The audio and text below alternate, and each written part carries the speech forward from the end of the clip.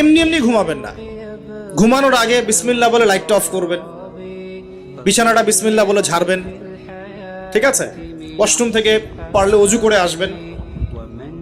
মশারি দিচ্ছেন, lights off করছেন, পাত্র যেগুলো আছে সেগুলো একটু ঢেকে রাখবেন বিসমিল্লাহ বলে, দরজা লাগাবেন বিসমিল্লাহ বলে।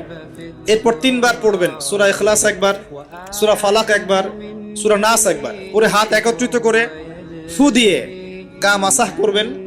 এই কাজটা 3 বার করবেন।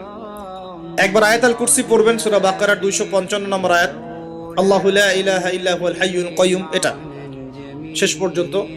এরপর সূরা বাকারার শেষের 3টা আয়াত পড়বেন, লিল্লাহি মা ফিস সামাওয়াতি, এখান থেকে ফানসুরনা আলাল কওমিল কাফিরিন পর্যন্ত। তারপর ডান কাতে পাশ ফিরবেন, বলবেন আল্লাহুম্মা বিইসমিকা আমুতু ওয়া আহইয়া। হাত নিবেন, হাতে গুনতে থাকবেন সুবহানাল্লাহ সুবহানাল্লাহ সুবহানাল্লাহ 33 বার, আলহামদুলিল্লাহ আলহামদুলিল্লাহ আলহামদুলিল্লাহ 33 বার, আল্লাহু আকবার আল্লাহু আকবার আল্লাহু আকবার 34 বার। ঘুমিয়ে যাবেন।